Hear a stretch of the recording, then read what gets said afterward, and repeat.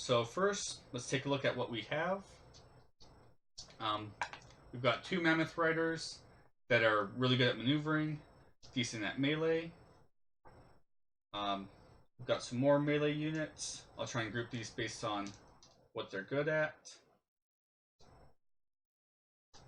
Melee, we've got a couple of archers. Not much in terms of magic. Some more light melee, more cavalry. Oops, this one's not cavalry.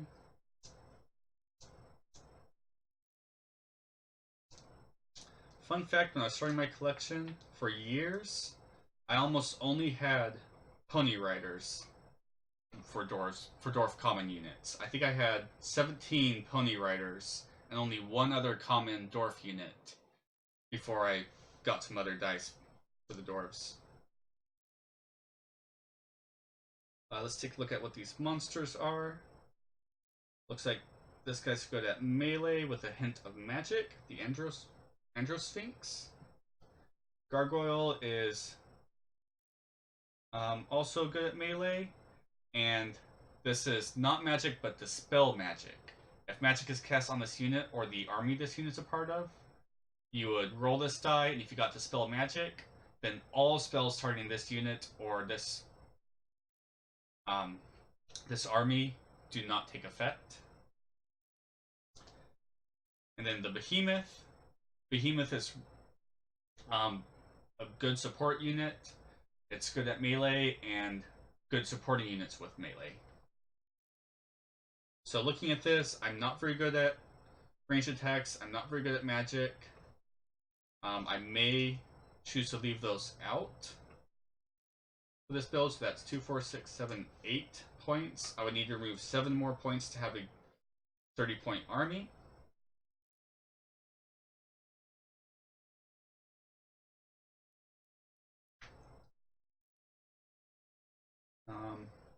I think it'd be fun to see if I can make use of the Behemoth, so I definitely want to include that. And I'll include the rares because those are pretty good units. I might remove one of these monsters. I'm not sure which one yet. It's a matter of do I want to... I've already decided I'm not going to be casting magic, so I think I'll get rid of the Androsphinx that casts magic. So I've got 3 more units to remove to bring myself down to 30 points.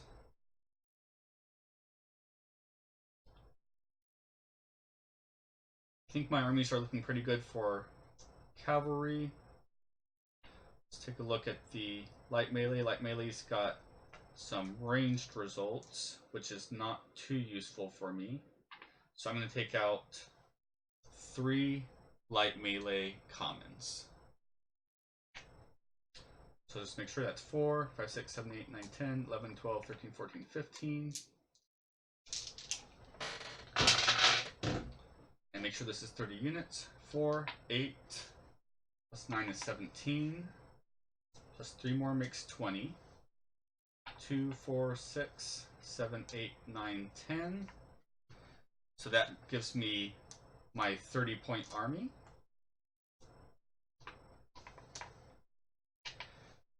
I think I will make use of the red dragons I used for the lava elves.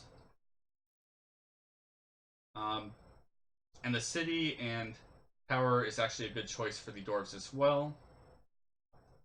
So I will stick with that choice. Put the temple at my home, the city at the campaign. And for how I want to split them up, I've got some good maneuvering units. So I will try and be aggressive at the horde. So that's 10, 13, 15. I'll try and put the rest at my home in preparation to attack whatever they bring for their horde army. And one of my weakest units in the campaign, since I have to have 1 unit at each terrain. So now let's look at building the Undead army.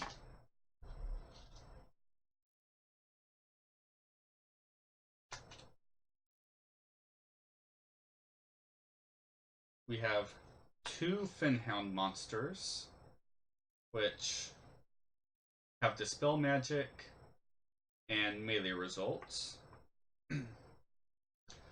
Skeletal Steed is good at maneuvering.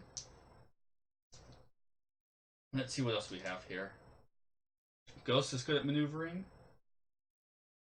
We have a magic user with cantrip. Then we have a mummy that's a good attacking unit. Let's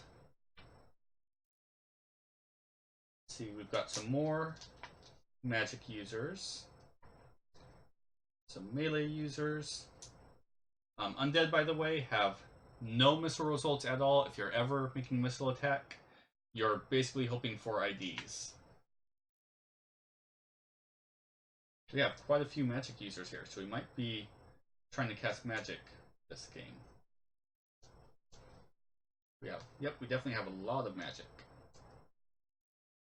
Wraiths are good at maneuvering. These are more melee units. Melee units.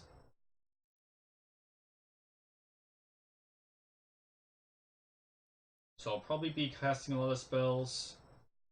I'll need to decide between maneuver or melee. I think I'm gonna skip on the Finhounds. I'm not sure I want to count on the Dispel Magic. So that's 8 points I can remove right there. 7 more points to take out. Given how many magic users I have, I think I want to keep all the magic users I've got and try and make use of that.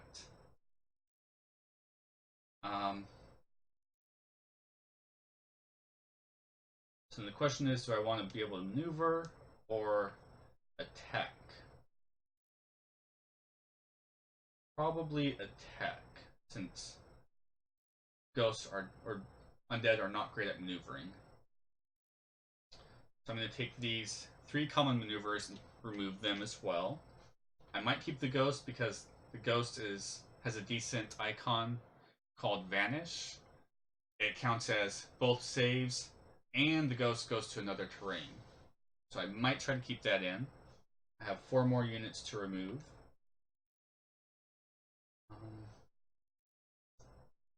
Let's take a look at these guys and see. I'm not going to be very good at maneuvering, so let's remove the one that's trying to maneuver.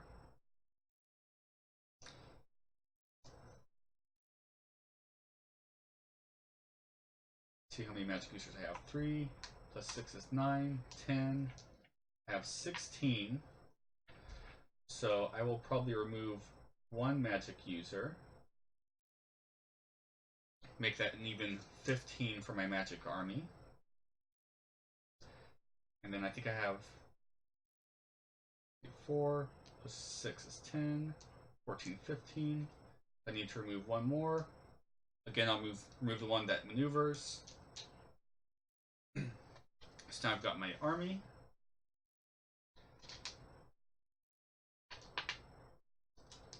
So I need to pick out their dragons and their terrain.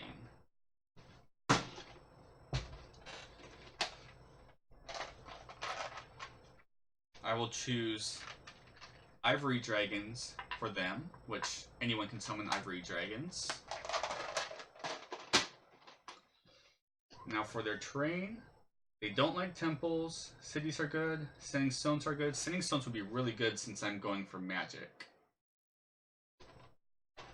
So let's see what standing stones we have.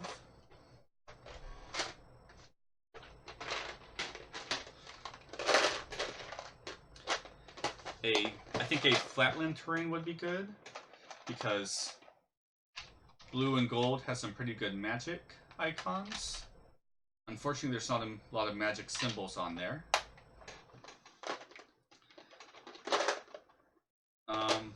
We'll bring a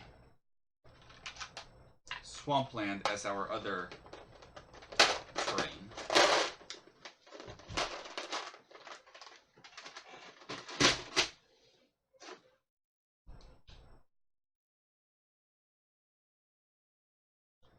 So if I get control of the standing stones, I'd be able to cast the magic of the 2 colors of the terrain, which is why I'm choosing the standing stones. I'm choosing 2 different types of terrain to give myself access to more magic. Also, the swampland has more magic icons than the flatlands. So now I need to choose how to split my army. I've already decided that I'm not very good at maneuvering, so I will try and focus on my home and campaign. I'll put my magic users at the campaign where there's a better chance at getting magic. Put most of my units at the home, and 1 unit in the horde. And now we are ready to play. So, horde roll. There's a good chance that the dwarves are going to win this against the 1 undead. And sure enough, there's 5 maneuvers plus 6 trample, which is maneuver and melee. So that's 11-0. The dwarves win. They get to choose terrain or to choose whether to go first. Before we decide, let's take a look at the Dwarf racial abilities, because I don't remember what the new abilities are.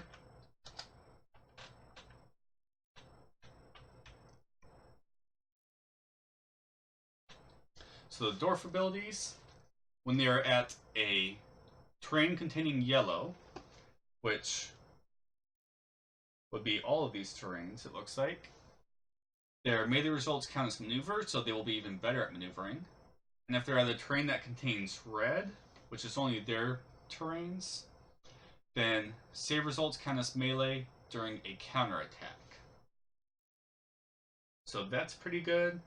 But I think in this case I want the first turn advantage, so dwarves are going to choose to go first, which will make the terrain decision easy for the undead. Get rid of their advantage. As far as the undead racial abilities, they've got step damage, which the way step damage works, using this as an example, whenever you take damage, you may swap out units for lower health units. So if I were to take 5 damage at this, let's call it 6 damage. If I were to take 6 damage at this terrain, I could choose 3, 4, 5, 6 health worth of units, and I could swap out larger units for smaller units when the units die. Their other ability has to do with getting more magic results based on their dead units in the grave.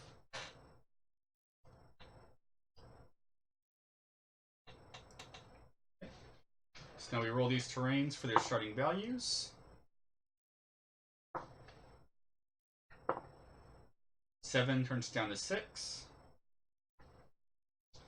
And the dwarves have chosen to go first. This looks like it may be a short game given how close each of these are to 8. So the dwarves will start by maneuvering at their home. The undead will oppose with its 1 unit. 7, 8, 8 maneuvers to the undead 0. They'll maneuver up. Dwarves will make a melee attack against the undead. And that's a lot of melee attacks. And the maneuvers also count as melee because of Mountain Mastery. So that's going to be more than enough to wipe out this 1 lonely unit that has nothing to roll for. So he is dead. Second march, I'm going to try and maneuver at this terrain. The undead will oppose me there as well.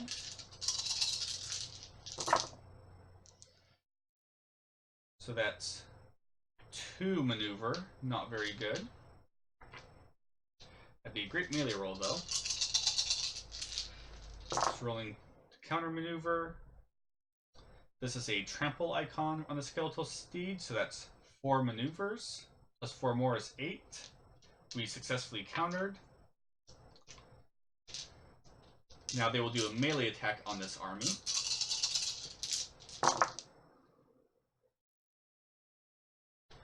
Right, so just to remember, Mountain Mastery, a terrain that contains yellow, which this terrain does. I got that backwards. Melee results count as maneuver results. So, I don't remember if I had melee at that roll, but we will ignore that. So, for my melee results, oh, this is cool. I got Stomp. Let's bring up the special action icons for Stomp. On the bottom right, during a melee attack, target up to 4 health worth of units in the defending army to make a maneuver roll. If they don't get maneuver, they are killed and must make a save roll or be buried. After that, there will be 6, 7, 8, 9 melee. Resolve the SAI first. So this is why these rolls are not simultaneous.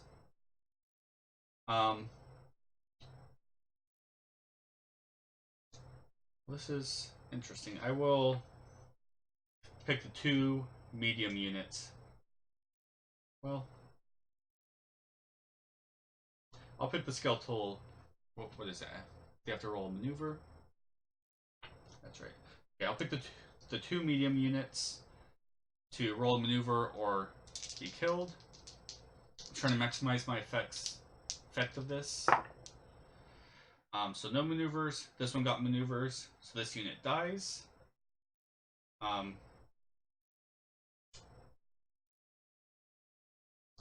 this brings up a rules question that I don't remember how it goes. Since this unit dies, I can swap it out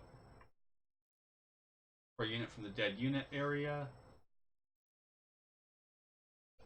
But I also need to roll to see if he is buried.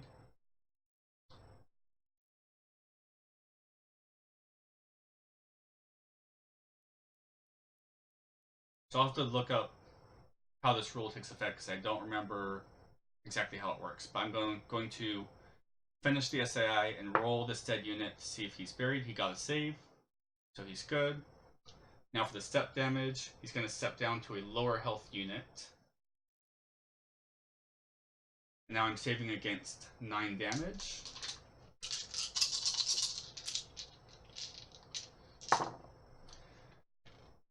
Think you heal all the things. Do you know with the swap if I would be still rolling the uncommon or the to save or be buried?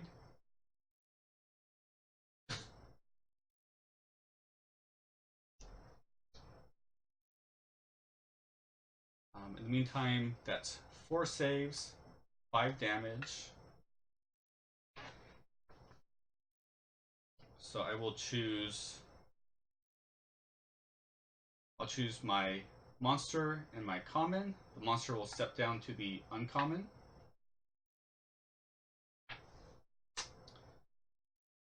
Heal all things says yes. I'd still be rolling them to save or be buried. And that makes sense. Perfect. Thank you for that. So yes, I still do the step damage, but I still have to roll the unit dying to see if he gets buried.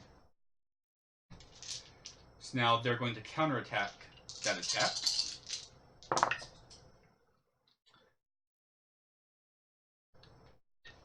And I can remove this now. So, oops. This special icon is Wither. Basically, that army is going to be subtracting 3 from all the results until the start of my next turn.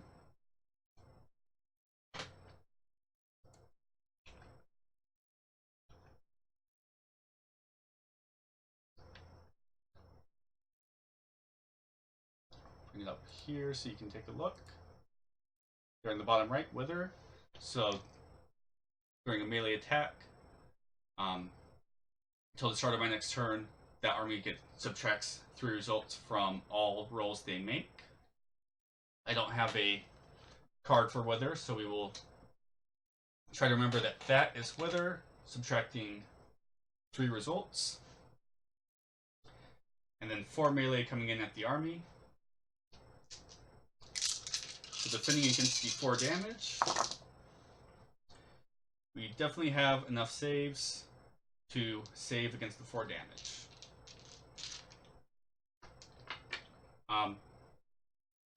Sorry, jumping ahead. I do have to subtract 3 for the Wither. I already forgot that. but I do still have enough saves beyond that to save against 3 damage. Now for the Dwarves reserve step.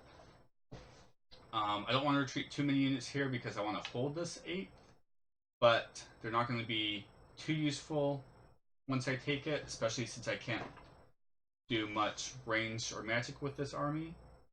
So I'm going to retreat. I'll retreat this army from the campaign, and a few of these bigger units move over. And then the big question is, do I want to head towards... Well, this is the magic army. So yeah, I think I'm going to retreat the entire horde army as well.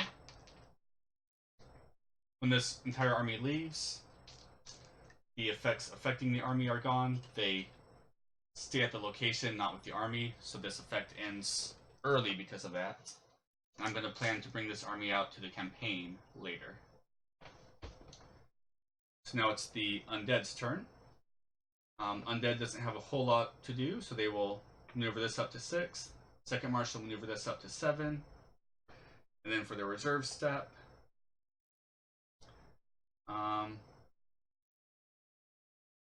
this is a tough call. I don't want to retreat too many units, but I might want to cast some magic. So while I have this up, I want to look at one of their spells, Restless Dead, which adds 3 maneuver results for 3 magic and can be cast from the reserves. So I will try to retreat a few units to cast magic on my army for that purpose.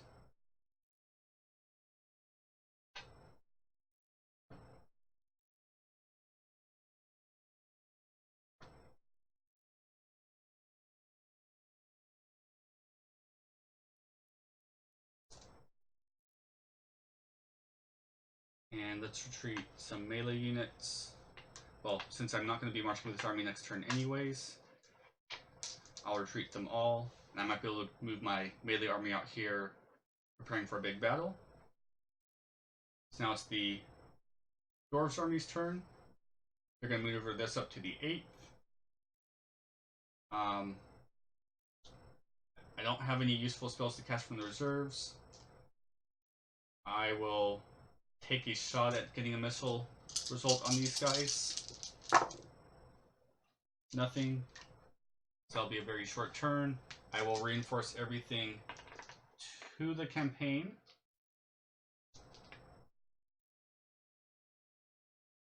Except, actually, I'll retreat the Andro Sphinx. Oh no, that's just spell magic, not magic. Yeah. Yeah, I think that's my best bet. Try and get that second 8th face. And of course, I forgot to use my temples. Oh no, I just took that, never mind. That temple will come in handy to try and stop the undead step damage. So now, Dwarves are done. Moving on to the Undead's turn. I'll try and cast magic from the reserves.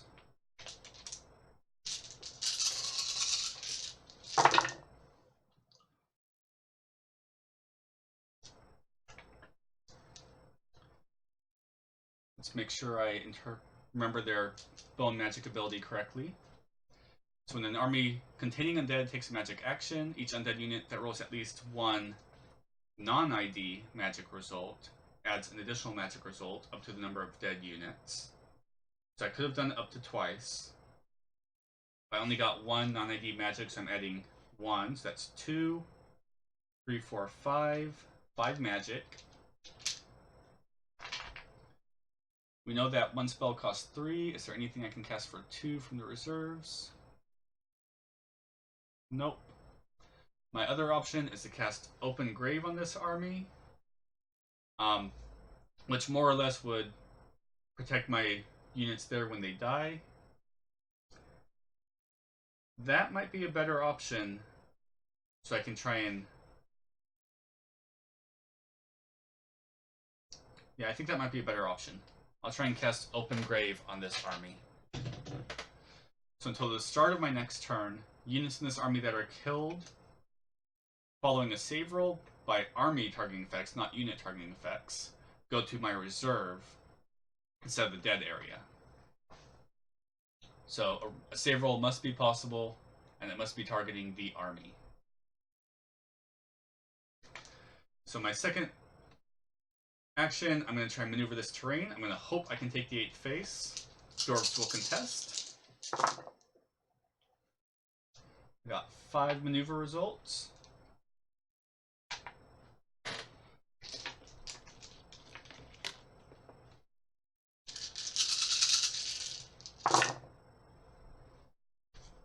Look at this, I have an open grave right here. So that's 4, 5, 6, 7, plus some more. Plenty to contest that. Now I could do a melee attack.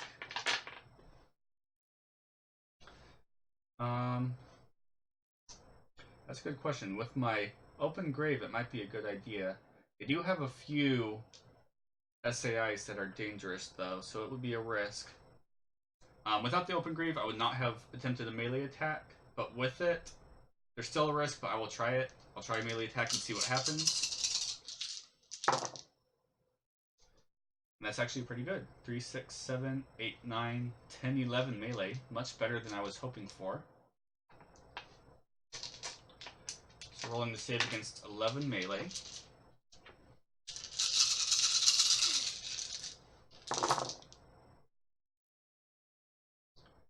Lots of maneuvers. That's 4, 7, 10, 12, 13 saves.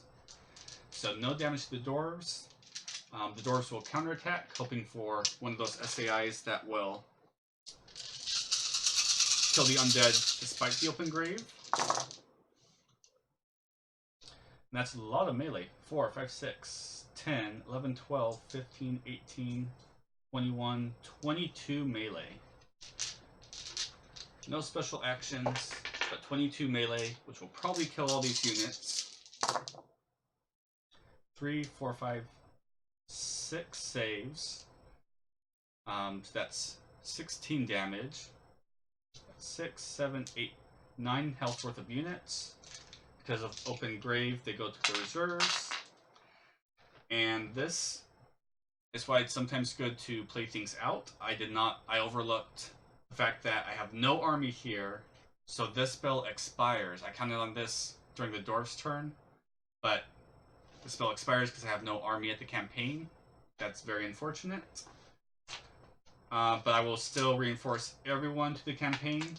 If I cannot stop him from taking that 8th phase, I lose, so I need to go all out right now. Start of the Dwarf's turn. Temple takes effect. They choose a player to bury a unit. I think I'm going to choose my monster to bury, because even though it's a better unit than the common, I don't think I'm going to revive it, and I can always step down to the common to take less damage later. So I will bury the Skeletal Steed. Then the Dwarves will cast magic from the temple, see if they get anything useful. No results, nothing useful. So then they'll try and maneuver at this terrain and see if they win.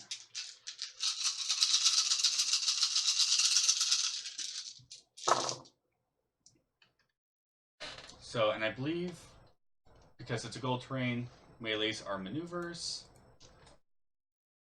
I'm just going to double check since it makes a big difference. Mountain Mastery, at a terrain containing yellow, Dwarves may count melee results as maneuvers. So, that's 3, 4, 5, 6, 7, 8, 9, 10, 11, 12, 13, 14, 18, 21. The saves don't count. And let's take a look to see if the smite counts.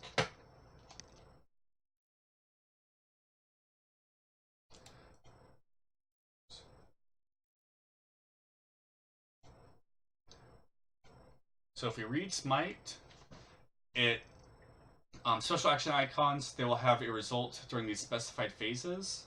Smite produces an effect on a dragon attack or a melee attack. This is neither of those, so this does not provide any results. Even though it provides melee results during a melee attack, and melee counts as maneuvers at a yellow terrain. Since it's not a melee attack, no maneuver results, no melee results, it doesn't count as anything. So we got a lot of maneuver there, probably enough to take this terrain against an army that doesn't maneuver well.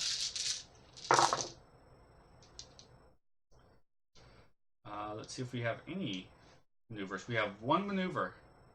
That's not enough. Dwarves take the 8th face, and they win. 2 8th faces. Now, it's unfortunate that I did not get to make use of the Undead's magic. I was looking forward to that. But that was a pretty quick run to the 8th faces. It might have been good to retreat earlier on and cast more magic earlier on. But that was an interesting game.